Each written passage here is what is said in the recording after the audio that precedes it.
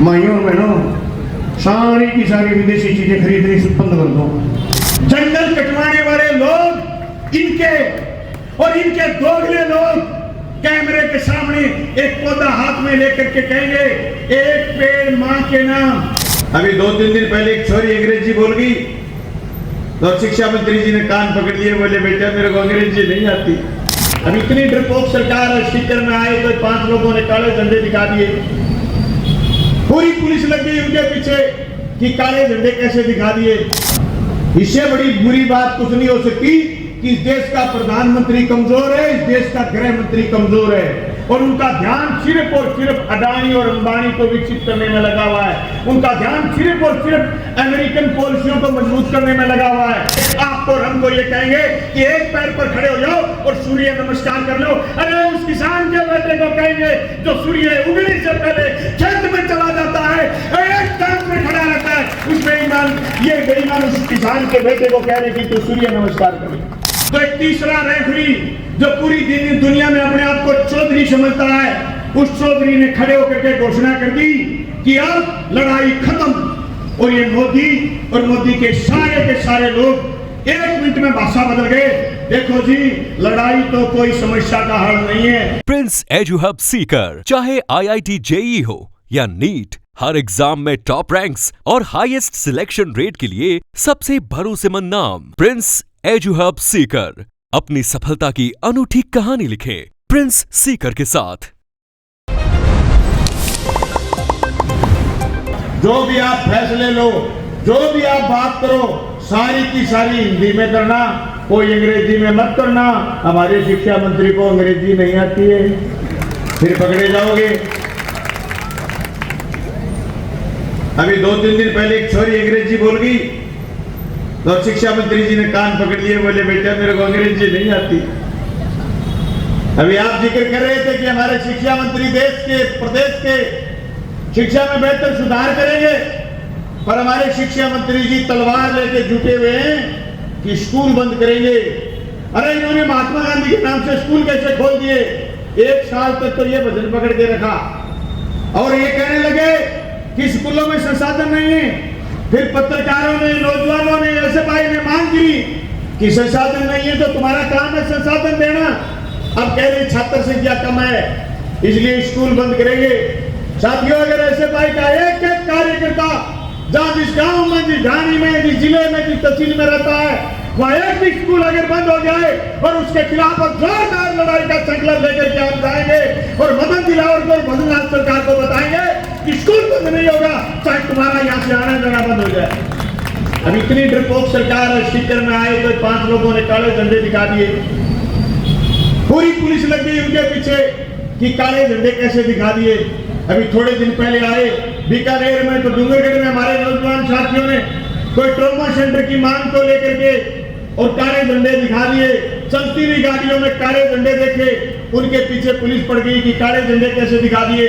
मैं कहना चाहता हूं, इस देश के प्रधानमंत्री, इस देश के गृह मंत्री और इस देश के मुख्यमंत्री, इस प्रदेश के मुख्यमंत्री और शिक्षा मंत्री को काले झंडे नहीं दिखाएं तो क्या दिखाएं?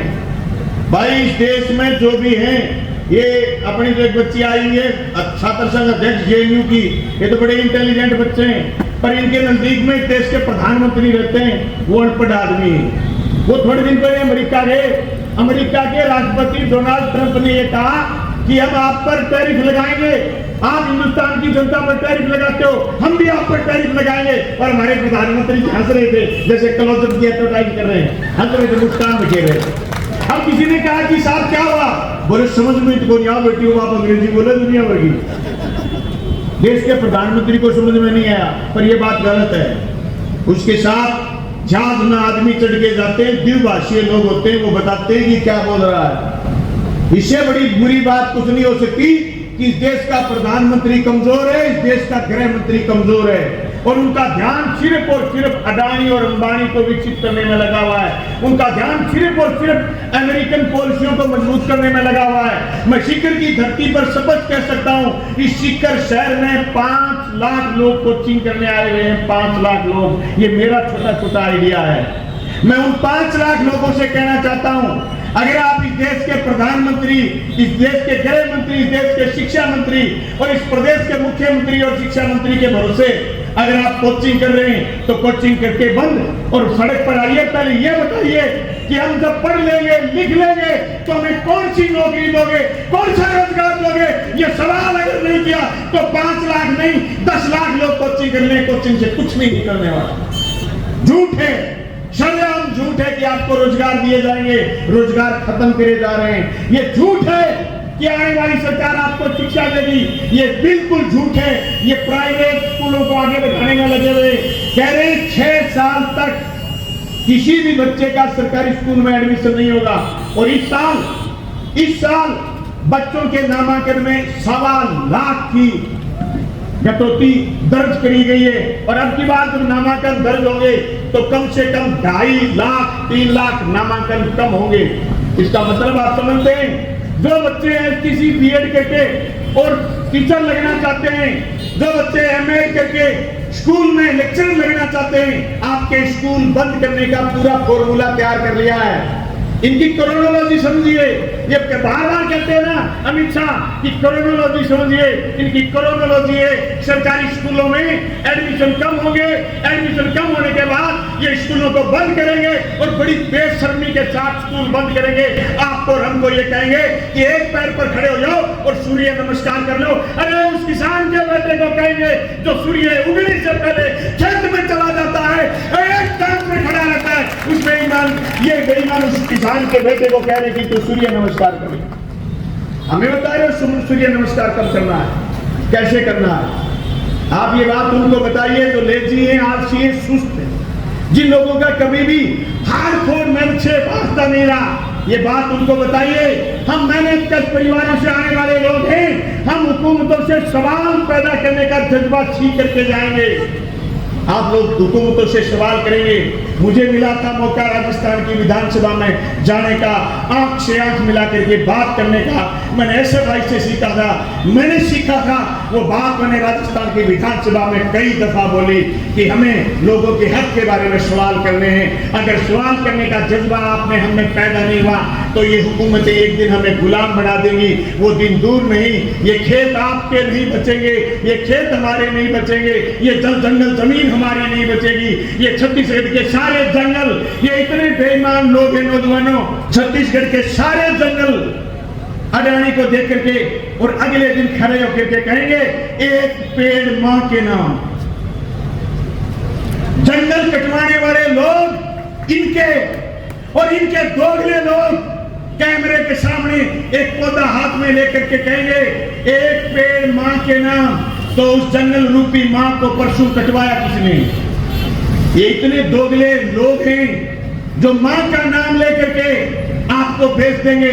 मैं तो कहता हूं बार बार, ये जितनी बार भारत माता का नाम लेते हैं इतनी बार भारत माता का शोधा करते हैं। चाहे मिलावट खाने में करें, चाहे मिलावट नीतियों में करें, चाहे मिलावट देश को बेचने में करें। अरे थोड़े दिन पहले आपने देखा पहलगाम में हमला हुआ, 2019 में पुलवामा में हमला हुआ। आज तक 350 किलोग्राम आईएक्स कहां से आया नहीं बताया गया। 40 नौजवान सीआरपीएफ के जवान शहीद हुए, उनको शहीद का दर्जा भी नहीं दिया गया। और ये बेईमान कह रहे थे कि देश से आतंकवाद खत्म हो जाएगा। पहलगाम में 28 लोगों की जान ले ली, अभी तक आतंकवादी नहीं पकड़े गए। और इन्होंने और इनके सारे चैनलों ने माहौल बनाया, देश को युद्ध के उन्माद की तरफ लेकर के गए। और जो पाकिस्तान के सैन्य ठिकानों पर, आतंकवादी ठिकानों पर हमले तेज किए, सेना ने अपना काम तेज किया। तो एक तीसरा रेफरी जो पूरी दुनिया में अपने आप को चौधरी समझता है, उस चौधरी ने खड़े होकर के घोषणा कर दी कि अब लड़ाई खत्म। और ये मोदी और मोदी के सारे लोग 1 मिनट में भाषा बदल गए। देखो जी, लड़ाई तो कोई समस्या का हल नहीं है। इनके वो बेशरम चैनल जो 4 घंटे पहले रावलपिंडी को पकड़े बैठे थे, 4 घंटे के बाद बोले लड़ाई कोई हल हो ही कौन सके, हल तो अपने ट्रम्प कर दियो, ट्रम्प कह दियो एक लड़कों को नहीं, लड़ाई आधी लड़ाई बंद। और ये कह रहे थे देश में मजबूत प्रधानमंत्री, इससे कमजोर प्रधानमंत्री नहीं हो सकता। मैं सीख करके जाट बाजार में कह रहा हूं, इससे कमजोर प्रधानमंत्री कोई देश का न आया और न आएगा। सबसे कमजोर प्रधानमंत्री है, सबसे अनपढ़ प्रधानमंत्री है। विद्यार्थियों ने मांग कर ली, जेएनयू के टावरों ने, कि इसकी डिग्री दिखाओ। बेटे डिग्री ले आए, बदमाश बोलते हैं डिग्री कहीं से लाते हैं। डिग्री ले आए, डिग्री उस जमाने के लिए आए जो उसमें टाइपराइटर भी थोड़ा थोड़ा होता था, और डिग्री छपवा के लिए आए जोरदार कंप्यूटर के फोन से पकड़े गए कि डिग्री तो जारी है। बाद में खुद ही कहने लगे एक बार दिखा दी, दोबारा डिग्री नहीं दिखाएंगे, हमारा आदमी तो बहुत तगड़ा इंटेलिजेंट है। जबकि इंटेलिजेंट भी है, ये आदमी अनपढ़ है और इसको अदानी और अंबानी ने बिठा रखा है। भाई जी वो यूज हुए सिर्फ वे लिखे दे, और लिखे दिए बाद में वो आदमी बोले, और बोले थे सामने ये टेली प्रोमोटर हुए, मैं बोले मैं बोल के क्या राजा बोला रात है, रानी बोली रात है। राजा बोला रात है, रानी बोली रात है, मंत्री बोला रात है, संतरी बोला बात है। पर ये सुबह सुबह की बात है। टेली प्रोमोटर में क्या बोला पता था ने? वो टेली प्रोमोटर जो इंग्लैंड में आए हुए और पे जोर की कार में बैठी आयो, जो कि विदेशी कार है, और आगे कहे कि मित्रों माइयों बहनों सारी की सारी विदेशी चीजें खरीदनी बंद कर दो। इससे छड़ी हुई बात कुछ नहीं हो सकती। आयात कौन करता है भाई? आयात की खुली कौन देता है? विकसित देशों से आयात की अलग नीति, विकासशील देशों से आयात की अलग नीति, निर्यात की अलग नीति। आयात की निर्यात की नीति तय करने वाला आदमी ये कहता है कि चाइनीज सामान मत खरीदो। हे आरएसएस के लोगों, ये तुम्हारा डायलॉग पुराना और बुक्स हो गया। हिंदुस्तान के हर घर तक चाइनीज सामान भेजा है आपने, आपकी हुकूमत ने। मुझे याद है जब नरेंद्र मोदी गुजरात में वो छोटी आंखों वाले आदमी को झूला झुला रहे थे, कभी वो उनकी गोद में, कभी वो उनकी गोद में, कभी वो उनकी गोद में, ये झूला झूल रहे थे, तब चीन से आयात बढ़ा था। निर्यात करने का हमारा डोर ही नहीं चीन को, आयात बढ़ा था। हमें आत्म आलोचना करनी है सभाई के नौजवान साथियों। ये सही कह रहे हैं साथी कि जो वाट्सएप यूनिवर्सिटी चल रही है, नेहरू ने ये कर दिया, फलाने ने ये कर दिया। अरे 11 साल हो गए, तुमने क्या कर दिया? तुम्हारा गिनाओ। तुमने रोजगार कितने दिए? तुमने कॉलेज कितने खोले? स्कूल कितने खोले? यूनिवर्सिटी कितनी खोली? तुमने इस देश को क्या क्या दिया ये बताओ। एक भी अगर आपने सड़क बनाई तो बिना टोल टैक्स के तुमने कोई सड़क नहीं बनाई। तुमने इस देश में अगर किसी का विकास किया है तो बड़े पूंजीपति का किया है। आज सोच सकते हैं राजस्थान में 3.5 लाख एकड़ जमीन अडानी को दी गई है, इसलिए सौर ऊर्जा के लिए क्या करेंगे? बिजली पैदा करेंगे। किससे? सूरज से। बिजली किसको जाएगी? हिंदुस्तान के बिजली नियामक बोर्ड को जाएगी। कौन बेचेगा? अडानी बेचेगा। तुम्हें क्या मिलेगा? बड़े बड़े खंभे, 5 बीघे में एक खंभा जो राजस्थान की पूरी धरती को चीरते हुए, उसका पेट चीरते हुए दिल्ली की तरफ निकल जाएंगे। तुम्हारे को क्या मिलेगा? खंभे का वो करंट, उसके नीचे अगर गाड़ी खड़ी कर दी 15 मिनट में बैटरी गायब। अगर गलती से लोटा कोई हाथ में औजार लेकर के चले गए तो चिपक जाओगे, 1 मिनट में खत्म। तुम्हें क्या मिलेगा? कुछ नहीं। अडानी को क्या मिलेगा? जो बाजार में बिजली बिक रही है उसकी रेट, यानी आपको बिजली, अगर आपने 100 ऊर्जा लगा ली तो आपको बिजली मिलेगी पूरी 3 रुपए यूनिट के मिलेंगे, और वही बिजली अडानी बेचेगा 13 रुपए से लेकर के 17 रुपए यूनिट। कहां पैदा हुई? राजस्थान में पैदा हुई। राजस्थान से पैदा होकर के हिंदुस्तान में अडानी बिजली बेचेगा, अंबानी बिजली बेचेगा, हमारे हाथ कुछ नहीं लगेगा। ऐसे भारत का निर्माण नहीं चाहता। मेरे देश का प्रधानमंत्री झूठ बोल रहा है कि देश का सबका साथ सबका विकास। भारतीय जनता पार्टी का हर नारा झूठा और खोखला है। ये कहते हैं सबका साथ सबका विकास, ये नारा इतना ही झूठा है जितना कोई ये कह दे कि आज मैं सुबह सुबह जब उठा तो सूर्य उत्तर से उग रहा था। क्या संभव है सूर्य उत्तर से उग सकता? उतना झूठा है। देश में कह रही $4 ट्रिलियन की अर्थव्यवस्था होगी। सही बात है, पर भैंस के दूध ज्यादा है तो पाडिये के प्रति गीत हो रहा है। $4 ट्रिलियन अर्थव्यवस्था है, पर $3 ट्रिलियन इस देश के बड़े पूंजीपतियों की है, जिसमें अडानी अंबानी है। हमारी तो सिर्फ देने वाली व्यवस्था है, आने वाली कुछ भी नहीं। एक लुगाई बोलती है आपके फोन में रिचार्ज खत्म हो गया, और वही लुगाई दिन में 5 बार बोलती है, घर में 5 फोन है, सबको कहती है बेटा तेरा रिचार्ज खत्म होने वाला है। फिर बेटे की माँ को कहती है कंटी तेरा भी रिचार्ज खत्म होने वाला है। फिर कोई बूढ़ा ढोक रहा है, उसके पास अगर छोटे वाला फोन है, उसको भी कहती है कि 99 रुपए तेरे भी लगेंगे, ज्यादा खाना मत तो उठे। घर में 5 फोन है, 500 के रुपए लगेंगे, लेकिन 500 के पास 2 रुपए आने का कोई फोन नहीं आता। ये सिंगल कॉल है दोस्तों, सिंगल कॉल। यहाँ सिर्फ आवक है, जावक कुछ नहीं है। हमारे को ये कोई नहीं कहता कि दोस्तों आपको ये आमदनी होगी। अगर कोई कहता है वो बदमाश है, वो आपके नौजवान को ठग रहा है, वो आपको रम्मी खिलाना सिखाता है, वो आपको फोन पर जुआ खेलना सिखाता है, वो आपको फोन पर क्रिकेट देखना सिखाता है, वो भूंडी क्रिकेट जिसने हिंदुस्तान के नौजवान को तबाह करा। इन तबाहियों के खिलाफ लड़ाई लड़नी है, ये संकल्प लेके जाना है। शहर में बैठे एक एक आदमी को इस तबाही से, अभी जो ये हुआ आपका थोड़े दिन पहले चलता था IPL, इसमें लोग मर गए। IPL का फाइनल हुआ, इतने लोग आए कि लोग मर गए। देश के प्रधानमंत्री को महसूस हुआ है कि अभी भी अगर कोई कोरोना जैसी बीमारी आ जाए तो आगे इंजेक्शन लगाने की बजाय आगे ताली थाली देके खड़ा करेगा उसके तावड़े। ताली और ताली बजाओ, कोरोना भगाओ, थाली बजाओ। मारे तो एक बूढ़ी इतनी होशियार निकली, परात घर की शेफ फोड़ दी, बंग घरे 3 का कोरोना हो रहे हो। हालांकि कोरोना बेचारा बच गया, पर परात कौन बची घरेगी।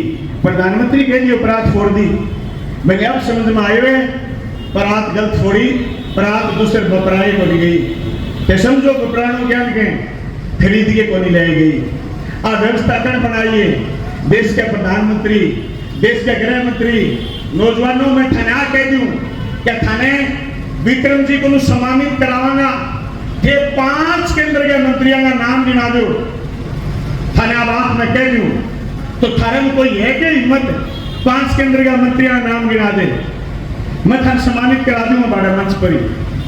कोई रिचार्ज करा दे थारो, चलो छोड़ो यार। ये तुम्हारी हालत नहीं है सिर्फ, ये पूरे देश की हालत है। 2 आदमी है देश में, 2 आदमी, अमित शाह और नरेंद्र मोदी। तीसरा कोई आदमी बचा ही नहीं। तीसरे आदमी को गिरते नहीं, गाली देते हैं माँ की, सबक गाली देते हैं, माँ की गाली निकालते हैं, भाषण से शुरू होते हैं और वो उसकी माँ की गाली निकालते हैं। सारे नेतृत्व को खत्म कर दिया। मैं सबक कह रहा हूं, ये देश के लिए खतरनाक चीज है।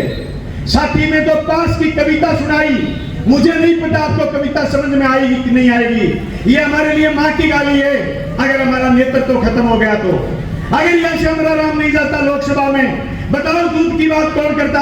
अमरा राम ने कहा कि सीकर का दूध पानी से सस्ता बिक रहा है, बताओ किसान की बात कौन करता।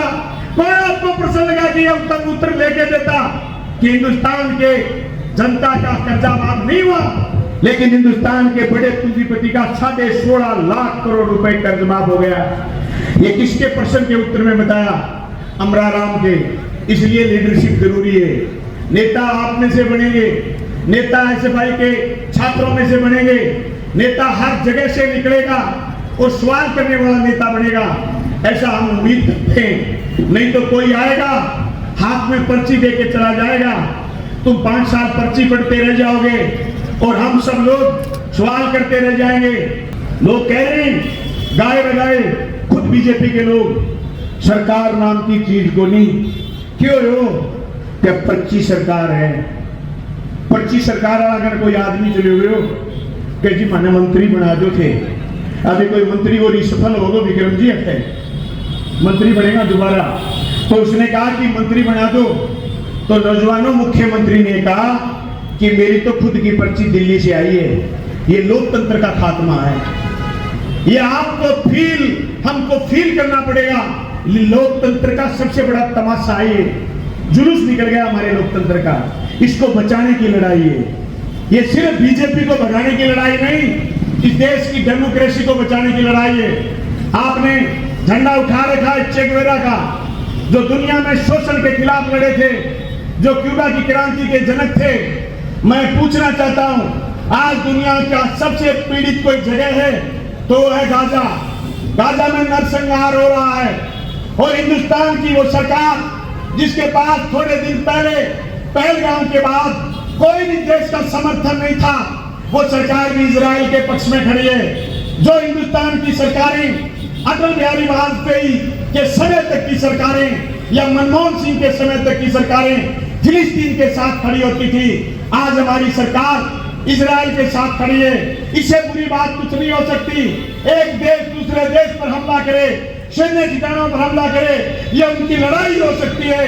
लेकिन पिछले 1 साल से 1.5 साल से जो गाजा में नरसंहार हो रहा है, उसके खिलाफ फ्रांस में रैली निकल सकती है, जापान में निकल सकती है, दिल्ली में निकल सकती है, तो शिखर में क्यों नहीं निकल सकती? शिखर में खड़ा नौजवान क्यों नहीं आवाज दे सकता कि हम लोग गाजा के साथ हैं और इजराइल के खिलाफ हैं? हम दुनिया में अमन चैन चाहते हैं, हम दुनिया में शांति चाहते हैं, शांति और सद्भाव की बात करते हैं। हम सांप्रदायिकता के खिलाफ हैं, हम युद्ध के खिलाफ हैं, हम हमारे हक के लिए लड़ेंगे। इसलिए सभी लोग एक साथ आवाज लगाएंगे, इनकलाब जिंदाबाद, इनकलाब जिंदाबाद। धन्यवाद साहब। झलको